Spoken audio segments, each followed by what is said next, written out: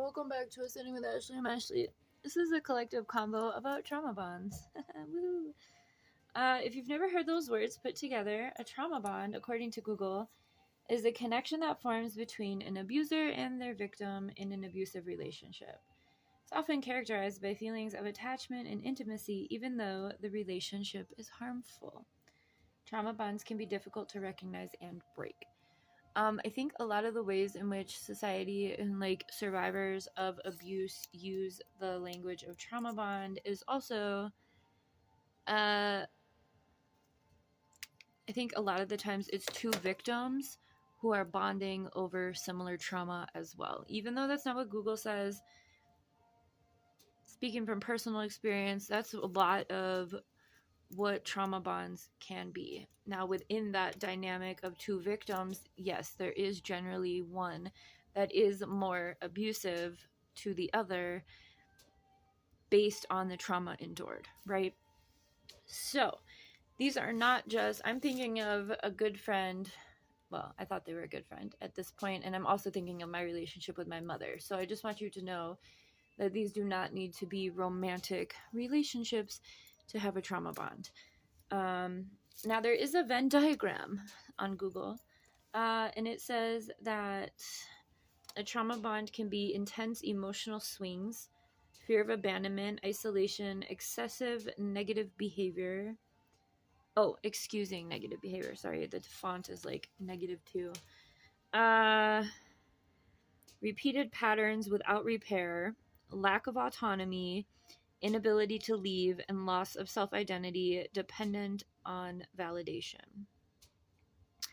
So that looks to be like what the victim would be going through based on the abuse that they're receiving. A healthy relationship, now this is specifically talking about love. It says mutual respect, maintain a sense of independence, healthy reliance on each other, equal distribution of power and decision making, effective communication, feeling secure in the relationship, supporting each other's growth, and shared values. And then in the middle of the Venn diagram is love should be a partnership where both individuals grow together, maintaining their uniqueness without losing themselves in the process. Sorry, the font is so tiny. So, speaking from experience of, what's the word I'm looking for? What is that word? Platonic trauma bond, like I said, and I think this is the way that I've seen a lot of other people refer to these sorts of relationships, is when you literally bond over shared trauma. But that is a vicious cycle. I remember I had one friend in particular that we were in a trauma bond, and I didn't recognize it until I was leaving my marriage. And then I was like, oh shit, not only do I need to leave this unhealthy relationship, but I'm also recognizing, and it was because we were bonding over, and I think there's a very fine line to all of these things, but we were bonding over the abuse of our relationships that we had both endured. And I wanted out. I didn't want to continue those cycles, right? And I became an energy source in both my relationship to my mother and this friend I'm talking about. And I think with my mom, the trauma bond was my father's death.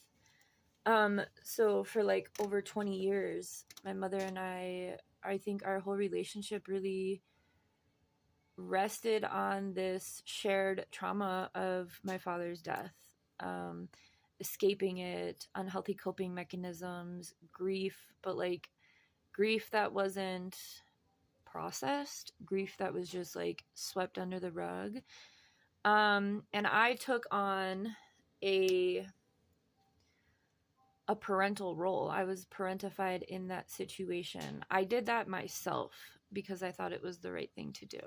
I specifically remember being at my dad's funeral and not crying because I wanted to be the strong one for everyone else. I was the youngest. I was like 14 or 15. And so rationally that made no sense. Emotionally, but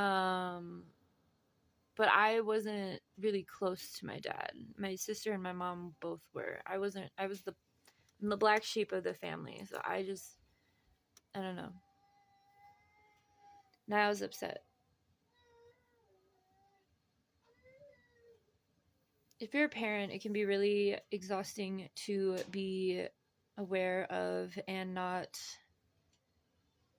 wanting to continue cycles, right? And trauma bonding is one of them. Niall, I really need you to give me space, honey. I'm trying to work. With my friend, it was that we had both endured similar abuses and we bonded over those things. We compared stories, shared stories, made each other feel less alone in the situation. But she was actively in that relationship and I wanted out of mine. And so there was space. And then, I was successfully able to leave my relationship and she, I don't think, was. And so we tried connecting. I think the last time we talked was maybe last year or the year before. And she told me that she was still in that relationship, that same one. And I left my marriage 5 years ago. And I was like, I'm not going back to those levels, I'm not going down. I'm not going backwards. So I had to release it.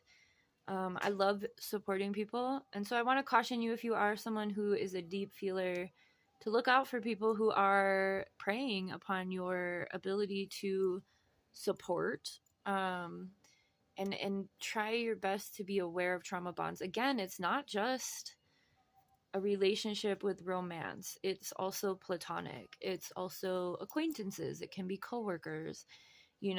If you have someone who comes around you who is always negative, always has something going on, always struggling, and they consistently rely on you to help them out of that, I would pay attention to that. If you're not receiving that support from them, if you are just being the one who is being relied upon, like this, if you're just this person that everyone goes to like let their emotions out, like those people can, like, first of all kick rocks and then also go talk to a wall. Okay. Don't let yourself get swept up in that, right? And pay attention. I know this wasn't in depth, but I need to go check on Niall. He's pretty bummed. His tablet is acting really stupid.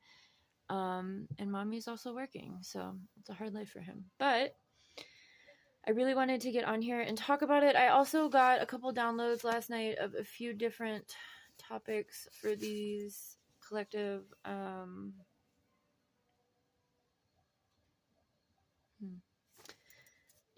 for these. So do your best. If this is the first time again that you've heard these words, I hope that this helped you recognize it. If you had a thought while you were watching this, or a certain person popped into your mind, or a certain feeling arose in you, especially if it was a fear feeling or a feeling of what's the word for this? If your body had like a visceral reaction during this video, I would look into that and I would set very firm boundaries.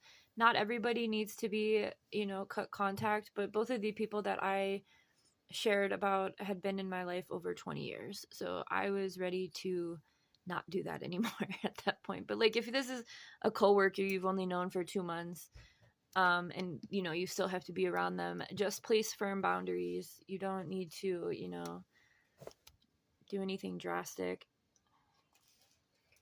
But remember, awareness is always the number one start to change, okay? And boundaries will keep you safe. And don't let anyone shit all over you. And also, you first might want to be like, I don't really have the capacity to hold that space for you, or something like that. There's lots of ways that you can set firm and respectful boundaries with people. and see if those are respected. If not, then, you know, navigate it the way you feel necessary. But I think that space and time are the most important thing for that. And again, like everything else, recognizing it is the hardest and first step. So have a good one, y'all.